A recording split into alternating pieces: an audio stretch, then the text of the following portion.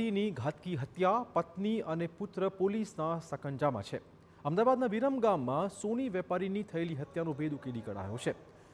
જ્વેલરીના વ્યવસાય સાથે સંકળાયેલા દીપક સોનીની હત્યા તેના સગા દીકરા અને પત્નીએ ભેગા મળીને કરી હોવાનું ખુલ્યું છે।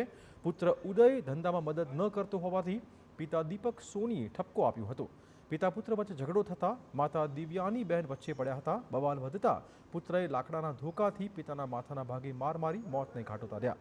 હત્યા બાદ બંને દીપક સીડી પરથી પડી જવાથી મોતને ભેટ્યા હોવાનું જણાવીને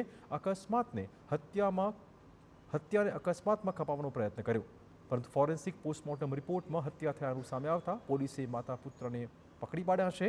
તપાસમાં સામે આવ્યું છે કે પુત્ર ઉદયની સગાઈને લઈને પણ બોલાચાલી થઈ હતી।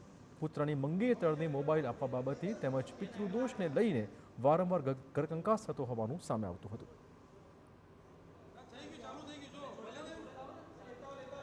ઘણા સમયથી પરિવારની અંદર પુત્રની સગાઈ બાબતે આ ઉપરાંત પરિવારની અંદર પિતૃકર્મ બાબતે અવારનવાર પ્રશ્નો ચાલતા હતા, જે બાબતે મનદુખ રાખી અને જ્યારે બપોરના સમયે આશરે 3 વાગે આસપાસ 2:30 થી 3 વાગે આસપાસ જ્યારે દીપક કુમાર છે એ દુકાન બંધ કરી અને બપોરે જમવા માટે આવે છે, ત્યારે પુત્ર એટલે કે આરોપી ઉદય અને મરણ જનાર દીપક કુમાર વચ્ચે બોલાચાલી થાય છે અને બોલાચાલી છે ઝઘડામાં પરિણમે છે અને ઝઘડો અને અંતે દીપક કુમારનું જે પુત્ર અને પત્ની છે તે મૃત્યુ નિપજાવે છે।